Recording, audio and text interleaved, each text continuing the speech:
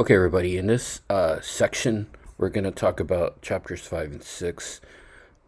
This is the first part. We're going to talk about political systems, the states, and the nations, and we'll get into the concept of some institutions that we have here. So, we're going to take a look at what a state is, and when we say state, that basically means we're talking about a government that's in place. The state is obviously a territorial bound sovereign entity. And when we talk about sovereignty, we need a couple of things to exist for a nation to be considered sovereign. Each state must have complete authority and ultimate source of law within its boundaries. Also have to have something called the doctrine of territorial integrity. As part of this, the state has the right to resist any aggression, invitation, or intervention within its territorial borders. Sometimes there might be disputes over borders, disagreements who the legitimate rulers are, and some serious human rights violations. So remember, when we talk about territorial integrity, that basically means the state has any ability to resist aggression that might come toward them. We also have structural aspects of it, and this is the state can be defined by key organizations that operate as the government and the key function that the state performs. If we talk about this in the United States, there's some services that the government provides to us, whether it's at the federal, local, or state level.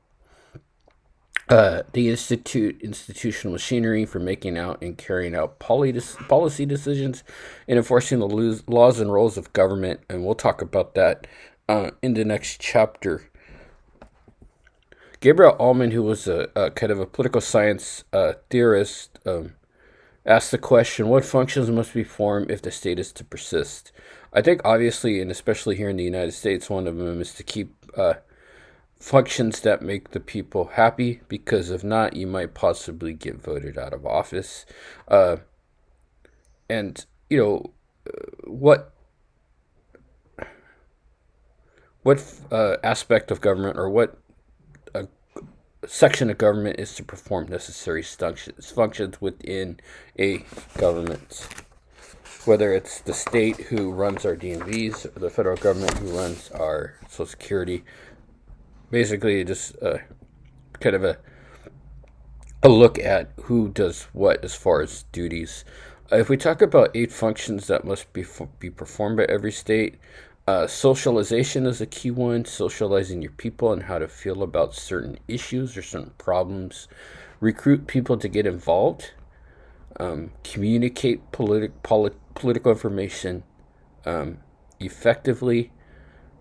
Advocate for an interest or a goal or a policy, and that gets into policy making, where we have the implementation of policy, and then eventually the adjudication. We'll talk a little bit more about this. There's a lot more that goes into it. These are just real general details. Now, when we talk about kind of the goals of the state, it's also obviously to provide security, right? We need to be able to survive. We need to be autonomous and responsible for our own lives. We need to influence, kind of the fact that people are kind of in touch with the fact that security is a big goal of the government. Prestige, dominance. And in order to have stability, you need order. You need law and order. Just because maybe half of the people don't agree with what the president is doing at times, we could still probably say that we have a very stable government due to democratization, where we have free and fair elections and limited government intervention on the economy. We also have to have prosperity, whether it's economic growth, economic development, or welfare distribution. We'll talk a little bit more about these as we go along in the class when we talk about economic growth and economic systems here. Now, when we talk about a nation is a set of people who share kind of a same fundamental identification, whether it's a history, a culture, geographical space, a religion, language, or some type of economic policy. We also have identity politics, which kind of resolves or looks into kind of the same on demographic feelings about government. Indigenous people, much like we have here in the U.S., broad class and nation-based groups, sometimes given special consideration. This is kind of a loaded statement here because indigenous people are treated not so well in different areas of the world, including the United States. We also have nationalism, where it's the powerful commitment to the advancement and interest and welfare of one's own nation. Let's not get nationalism confused with patriotism. Remember, nationalism is an intense love for your country where you might be willing to compromise values to reach compromise your own values to reach a goal that the government has. A nation state is an area that has both territorial boundaries of a single state and a citizenry who share all the same primary national identity. I think one of the best examples of this is probably Japan.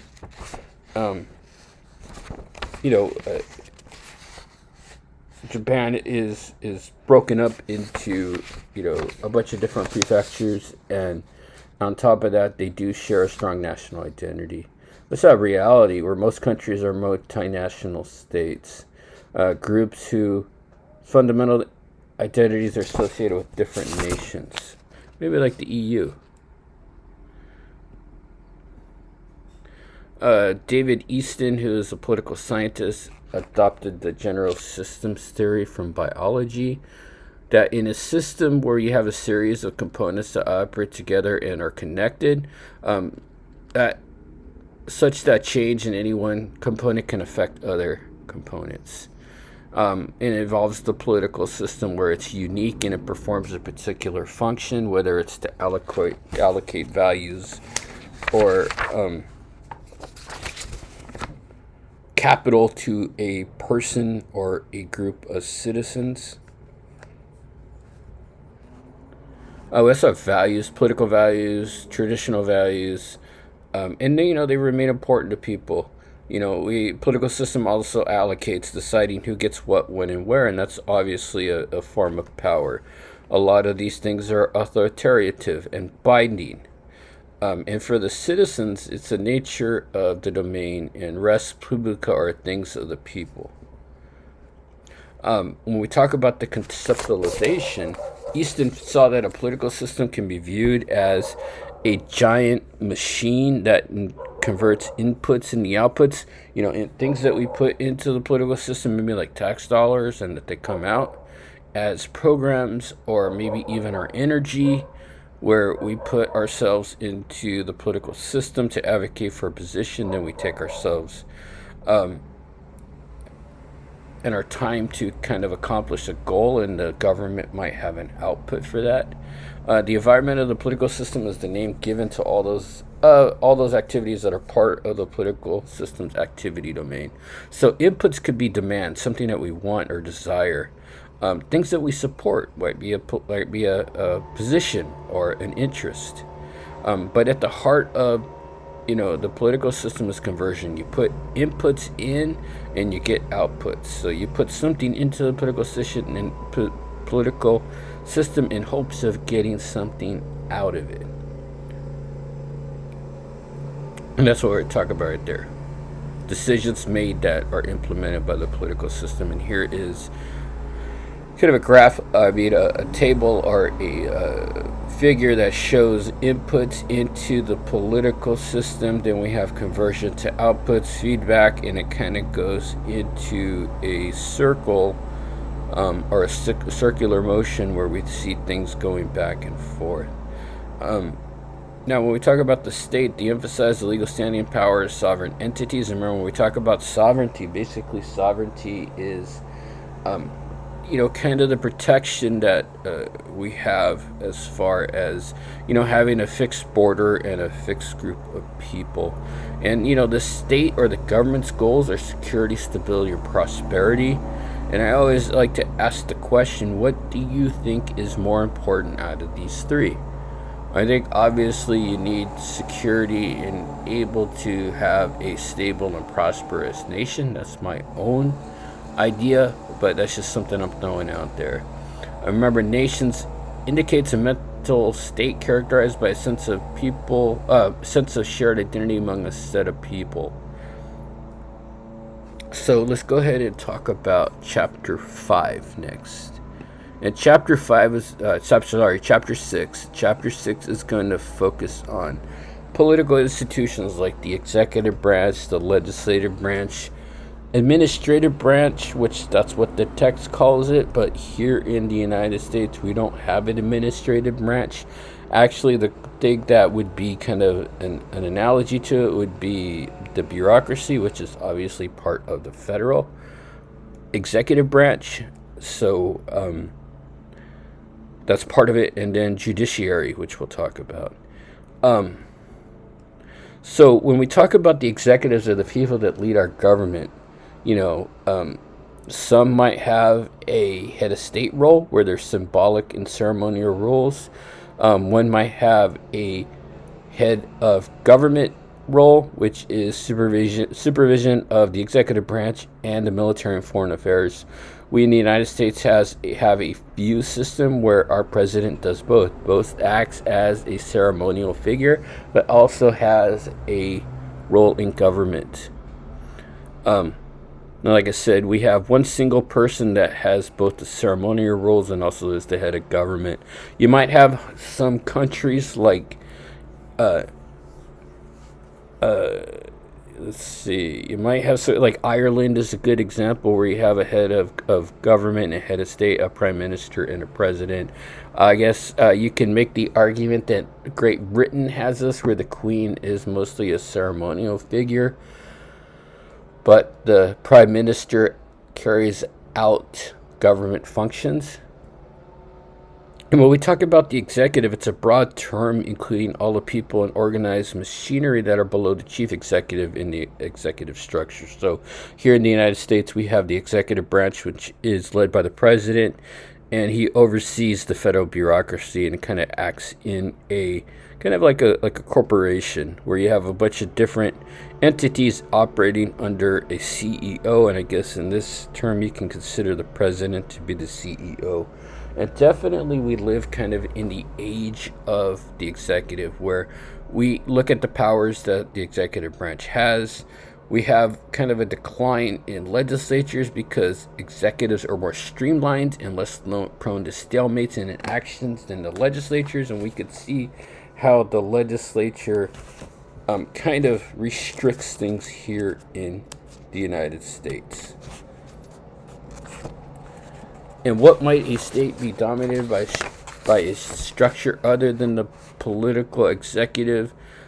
We could maybe make the example of the judiciary branch, who holds, indirectly and not on purpose, I think in some sense holds in more power than the executive branch, because the judiciary branch here in the United States can determine whether or not a law is constitutional or not. And if it declares a law to be unconstitutional, obviously the way to make it constitutional is to pass a constitutional amendment, but that is a very difficult thing to do. Now we talk about legislations and legislators, and what legislators do are enacting legislation or laws.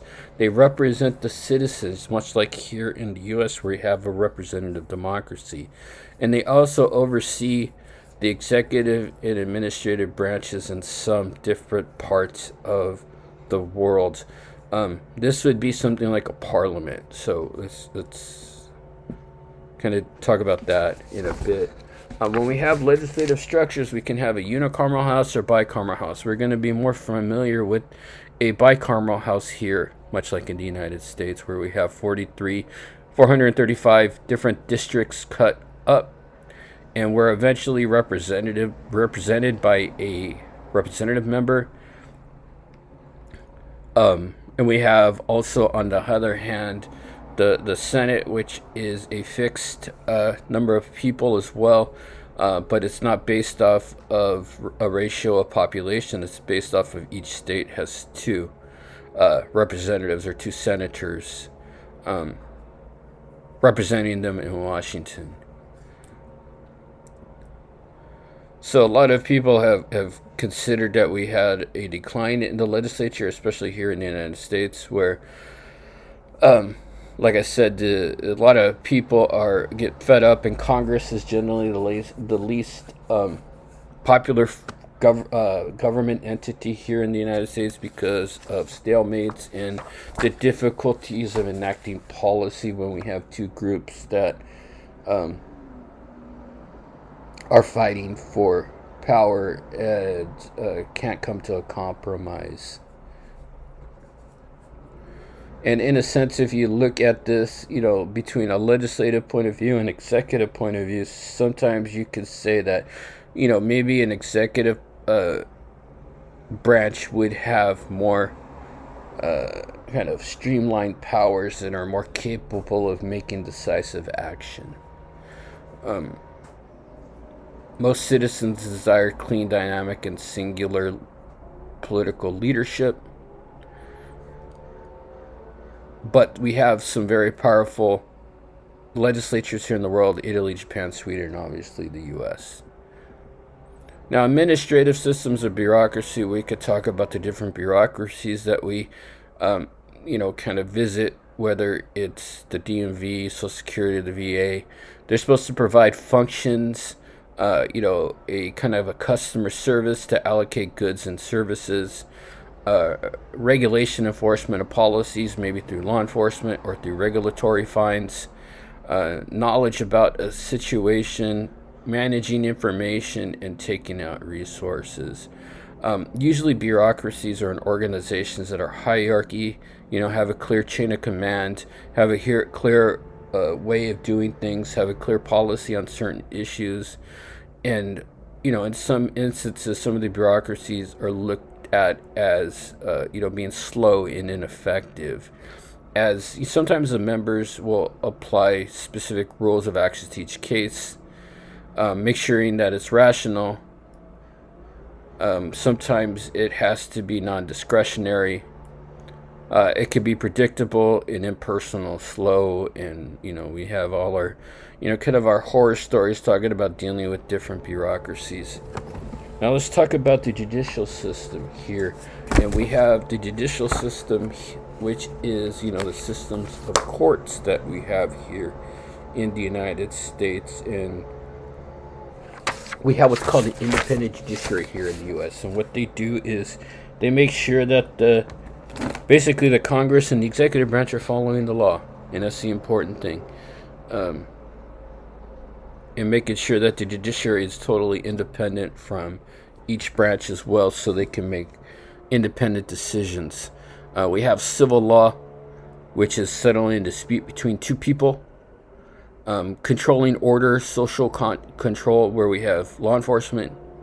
We have constitutional law, administrative law, or statutory law, which could be, our constitutional rights, maybe regulations that we can't violate, and laws that we have to follow. So we have international law, and we'll talk more about that as we get through this course. Most political systems that have judiciary branches have a hierarchical type of court system, like here in the U.S., where we have the federal court system, where we have the district courts at the bottom, then we have the appellate courts in the middle, and then the Supreme Courts at the top. Some of these countries, they don't have judicial structure. Some of these Islamic countries adhere to something called Sharia law, or law based off of the Quran. Iran, Saudi Arabia, Sudan. And I think it's really important that we have an independent judiciary in any country, with the ability to have judicial review. Judicial review is something that was given to the Supreme Court by themselves through a case called Marbury versus Madison, where they determined that the court itself is the final interpreter of what is constitutional and what is not. You can have code law or common law, Common law is, kind of a tradition of laws that are grounded, that have enacted by legislatures and have evolved over time. Or we have civil law, where the key goal is the precise application of extremely detailed legal documents to specify a case. Remember, the judiciaries are also supposed to resolve disputes between people, and you have them as a third-party arbitrator who works kind of develop a compromise between the two parties. So remember, here in the United States, we have a common law system. In some other countries, they have a code law system. But I mean, we can look at our court structure and talk about how the United States has, a hierarchical type of court system, and if we have a grievance, we can address it at the court system and expect to have a non-biased arbitrator. Okay, that's it for these 2 chapters. We will talk to you soon.